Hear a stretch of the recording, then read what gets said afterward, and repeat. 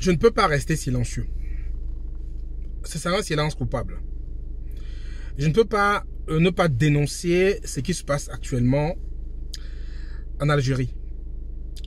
Je ne peux pas ne pas condamner ce que les Camerounais et d'autres Africains subissent en ce moment dans ce pays. Depuis ce matin, je reçois pas mal de vidéos, pas mal de voice, que ce soit dans mes WhatsApp ou que ce soit dans ma messagerie, des Noirs, qui soient Camerounais ou pas, qui se sont fait soit poignarder, soit violentés. Il y en a un qui a envoyé une vidéo, en fait, j'ai une vidéo où sa main est complètement coupée. Sans compter d'autres qui sont fait poignarder dans le dos un peu partout, qui sont fait attaquer sauvagement par des Algériens en Algérie. Oui, ça se passe encore de nos jours, où dans certains pays, les Noirs sont encore pourchassés comme du gibier, parce qu'ils ont juste une couleur de peau noire. Et quand j'ai reçu ça, j'étais tellement choqué. Choqué, je me suis dit, mais à quoi ça rime tout ça? À quoi ça rime tout ça? Ça m'a malheureusement rappelé l'histoire de la Libye aussi, où les Noirs étaient traités comme des esclaves, étaient plus que du bétail, plus que des déchets. Ça m'a malheureusement rappelé ça, et on se demande s'il y a un réel problème entre ces pays-là, les pays du Maghreb, que ce soit Libye, Tunisie, Maroc, Algérie, avec les personnes qui ont des couleurs de peau noire. La question se pose réellement. Mais si on revient au cas de l'Algérie, déjà que avant même, depuis de nombreuses années, depuis des décennies, les Noirs ont toujours été traités de façon plutôt basse, de façon plutôt négligée, de façon plutôt méprisante, je dirais, dans ces pays-là. Mais ces dernières années, ces derniers mois surtout, il y a eu une accélération à cause du football. Je vais un peu vous resituer le contexte. Le Cameroun a joué la Coupe du Monde au Qatar 2022, où il est sorti au premier tour, après un parcours dont j'en ai parlé sur le média. Mais le Cameroun, pour aller au Qatar, a éliminé l'Algérie. C'est-à-dire qu'il y a eu un match où le Cameroun a gagné au retour contre l'Algérie pour pouvoir se qualifier. À l'issue de ce match, où l'Algérie a perdu chez eux contre le Cameroun, il y a eu une vague de haine qui s'est diffusée sur les réseaux. Ou même des cadres des pays, des équipes ont alimenté ça en fait. Les sélectionneurs de certaines équipes ont alimenté cette haine, ont même essayé de diffuser cette haine-là dans les réseaux, estimant que leur victoire a été volée, que le Cameroun a corrompu l'arbitre du match et que la victoire a été truquée. Donc le Cameroun ne mérite pas sa qualification et que c'est l'Algérie qui devait se qualifier.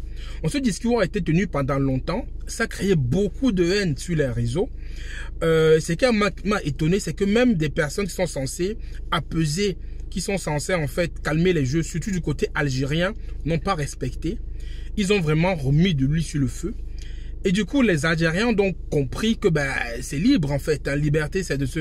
Ils ont commencé donc à parler partout que c'était volé, que l'arbitre du match a été corrompu et qu'on leur a volé leur victoire, qu'il faut qu'ils vengent leur pays a été maltraité. Bref, ils ont tenu des propos sans queue ni tête. Et tout récemment encore, la Coupe du Monde a commencé. Bon, moi, je regardais ça comme ça, je me disais que ça allait se calmer et ça allait passer comme un fait divers.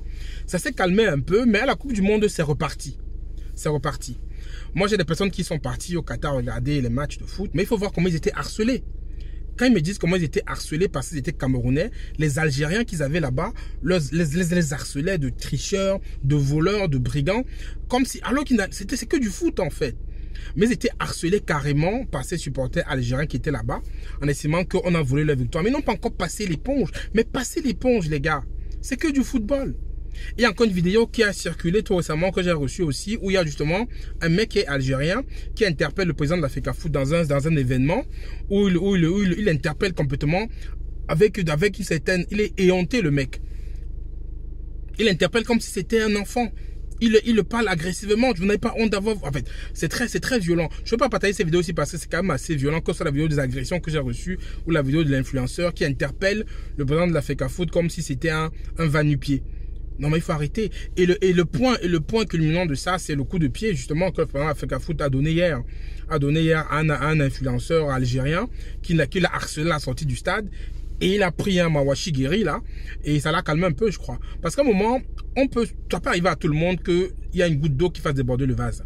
Et je pense que quand j'entends ce qui se passe là-bas, quand je suis ce qu'on m'envoie au Qatar par rapport à ce public algérien qui n'arrête pas d'harceler les Noirs et les Camerounais en particulier, à un moment, je pense que le président de FECAFOOT il s'est retenu, mais je pense que ça, voilà, il a eu la goutte d'eau qui a fait déborder le vase et il a lâché. Ça peut arriver à tout le monde.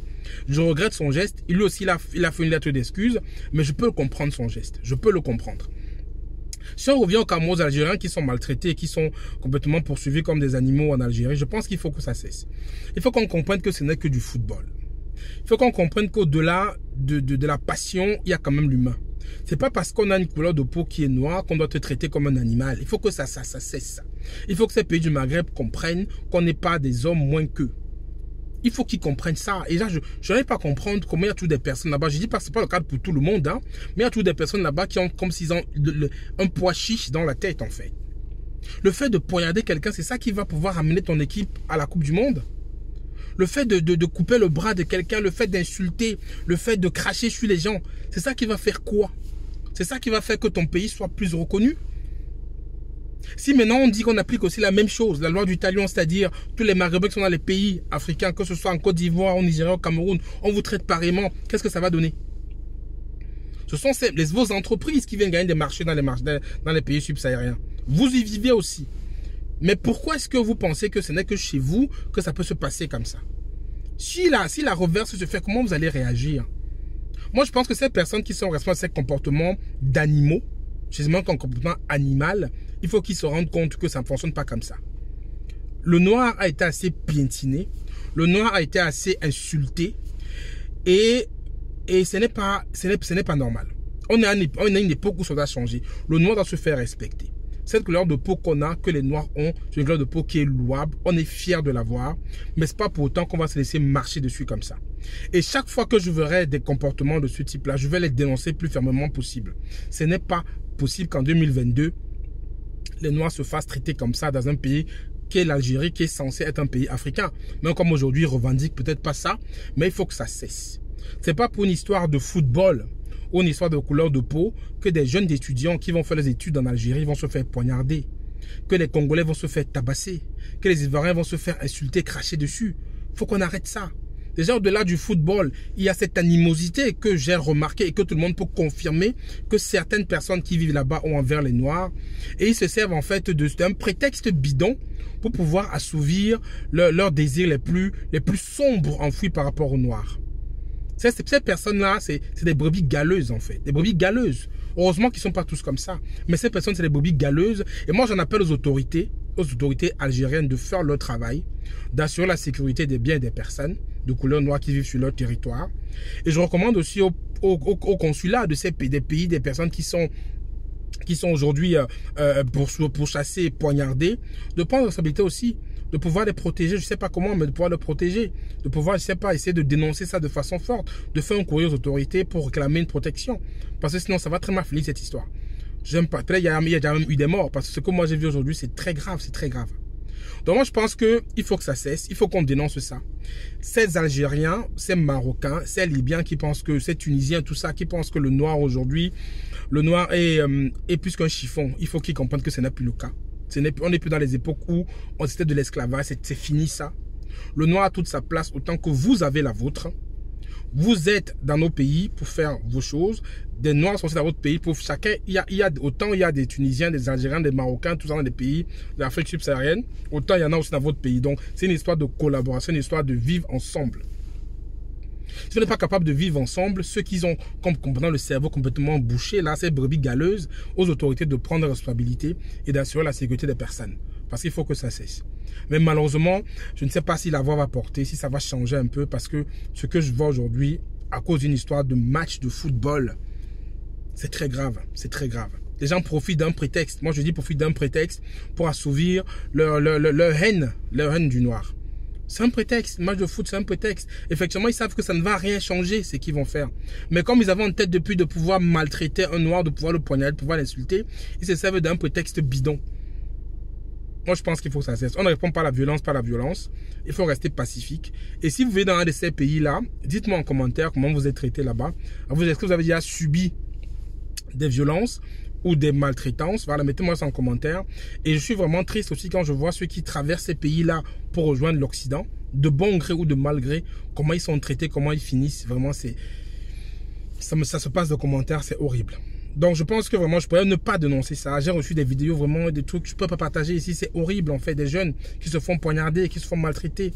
Des jeunes qui sont à l'hôpital avec les bras qui sont coupés, qui sont fait attaquer par des personnes. Parce qu'ils disent que c'est la répercussion du fait que le président Africafoot a botté, a donné un coup de pied à l'influenceur. Mais comment ça, on en est arrivé là? Du moins, mettez-moi en commentaire ce que vous en pensez. Parce que je pense que c'est une histoire qui est très bizarre. Merci.